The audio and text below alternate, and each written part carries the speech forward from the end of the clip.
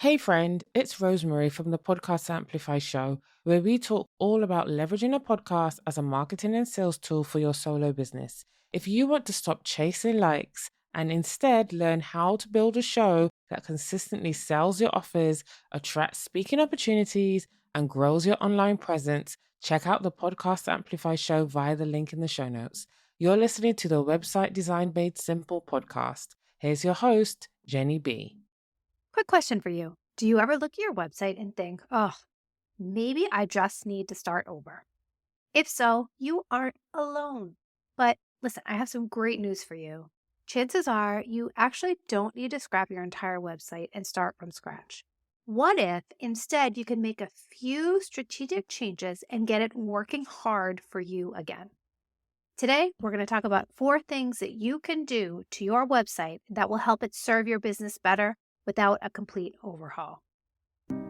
Welcome to Website Design Made Simple, the podcast for busy small business owners who want a high-performing website that converts and sells their offers, even while they're sleeping. Because you deserve to have a strategic and beautiful website that truly represents your brand and positions you as the expert that you are.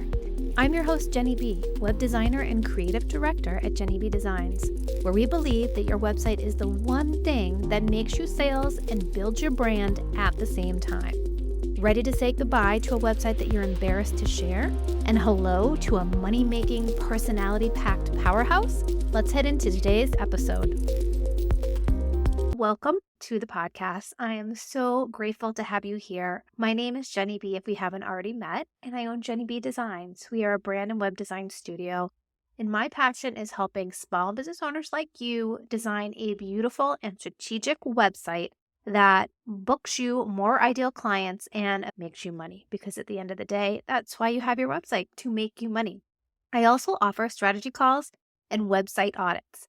And in fact, today's episode was inspired by some of the recent website audits that I have been doing for small businesses. And I thought today I would share with you 4 things that you could do with your current website that could make it work for you a little bit better. And these are things that I typically look at when I'm doing a website audit. So let's get into it. The first thing that you can do to help your website work for you a little bit better is to understand the goal of your website. We talk about this so much.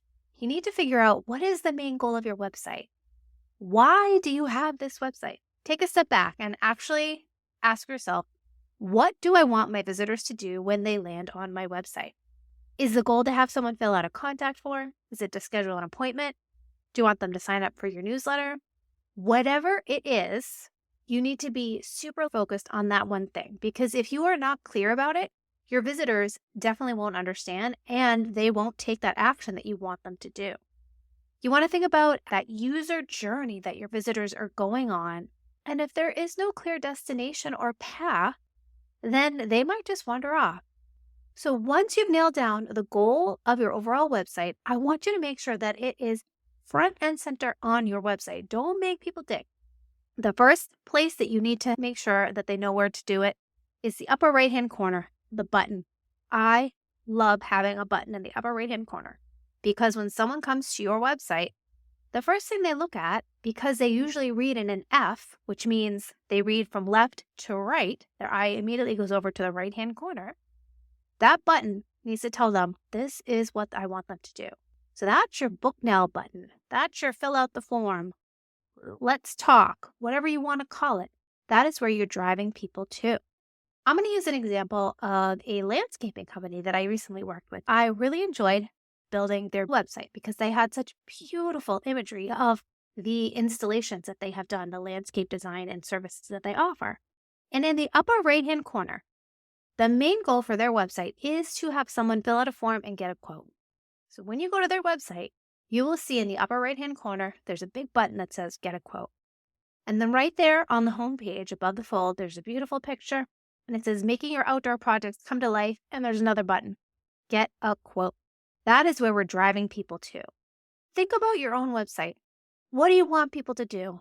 And then make sure that you understand that goal and that it is everywhere that it needs to be.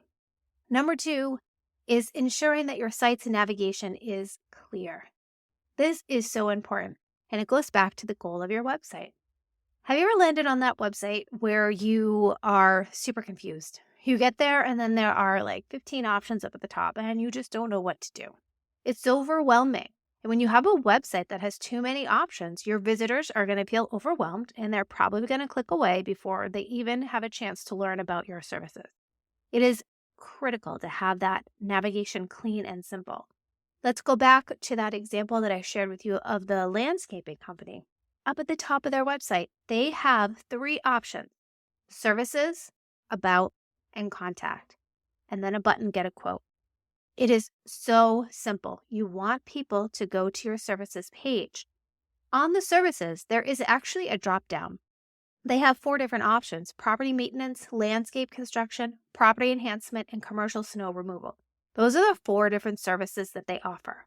When you click on any of those, you are taken to a page for that specific service. But it is all bucketed under the services option for the navigation. There is a drop down. Super clean, super simple. Think about the overall goal of your website and then look at your navigation. Is your navigation clear? And does it drive people to the journey that we would like them to take? You want to make sure you're prioritizing the pages that are most important to your business.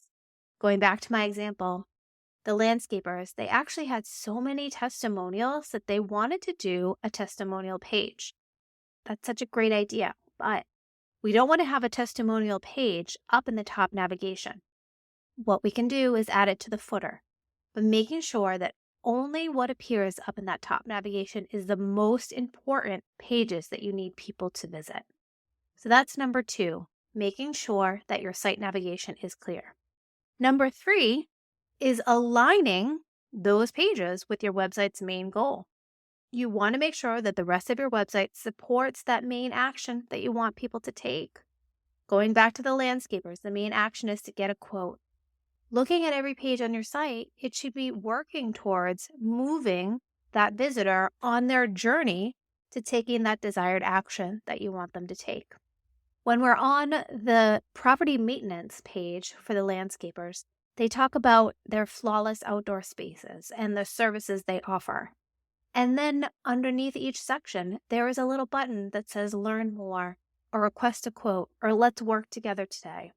Different ways of gently saying, come visit this page, the contact page, fill out a form and request a quote.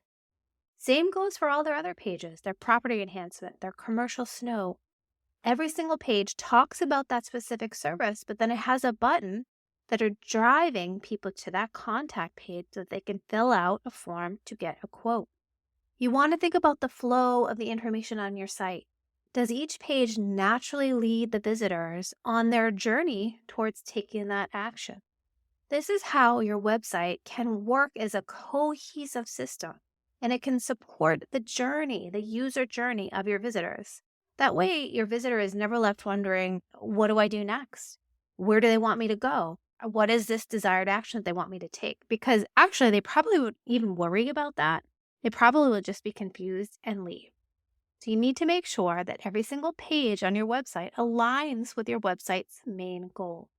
And the 4th thing that you can do with your website is optimize that contact page. This is where all the magic happens. I just talked about having a goal, having your navigation in each page support that goal, encouraging people to get to that contact page to fill out that form for the quote for the landscapers or for me to fill out the form to schedule a consultation call. We're getting people right to the finish line. But how do you make sure that they fill it out and you don't lose them? You want to make sure that your contact form or whatever you have there is optimized and it only has essential information. Things like their name, their email. If you need their phone, okay, add their phone. Maybe a brief message. I typically ask what your website's URL is because I want to see what website that you're inquiring about. And then I also ask if someone referred you, whom can I thank? Because I really, really value referrals. And I like to know how someone found me and if I can thank someone for referring me. But beyond that, that's all I ask for someone to get in touch with me. And once they fill out that form, they're scheduling the call and we have a chat. And on the chat, I will ask more questions that I need to know to ensure that we're both the right fit to work together. But I'm not asking those questions on the form that they fill out prior to speaking directly with me. You want to reduce the amount of friction that you have on that contact page, making sure what is there is only the most essential. What also makes it nice is to add a little bit of personality to this page. It's wonderful to be able to have a photo of you smiling, looking right at that visitor as they're filling out the form. It builds that emotional connection and it encourages people to actually go about filling out the form. And of course, having a little bit of personality on that page as well. Perhaps it's, instead of contact us, something like let's chat about your project or ready to get started. Fill out the form below, whatever you want to say. But have a little bit of fun with it so that people feel like they're going to be interacting with a person. And you can build that fun emotional connection. And they're more likely to fill out your contact form or fill out your quote form or book a call, whatever that action is that you want them to do, instead of just leaving and not completing the goal of your website. So there you have it. These are 4 simple yet super powerful changes that you can make to your website right now to really give it that boost without having to scrap what you have and working with the website that you currently own. Let's recap. Number 1 is identify the main goal of your website and make it super obvious. Simplify your site's navigation so your visitors can find what they need easily. Number 3 is making sure every page on your website supports that main action that you want visitors to take. Number 4 is optimize your contact form to make it clear, concise, and conversion friendly. Or if it's not a contact form, your schedule an appointment, whatever it is, that action that you want them to take on that contact page, making sure that it is optimized. So if you've been nodding your head as I've been going through this list, thinking that you should be working on some of these updates, but you're not sure where to start, then it might be time to consider a website audit. These are one of my favorite ways that I work with people. You can click the link in the show notes where you can learn more about my website audit process. It really is an easy first step towards making the site that you have work even better for you and your visitors. Thank you so much for listening, and I will chat with you next time. And that wraps up another episode of Website Design Made Simple. I hope you found the insights shared in this episode valuable and takes you one step closer to creating a website that attracts more of your ideal clients and builds your brand. If you enjoyed this episode, please take a minute to leave a review on Apple Podcasts or a rating on Spotify. Your review will help us reach more small business owners like you who are ready to make more money with their website. Thank you so much for listening, and I'll see you in the next episode.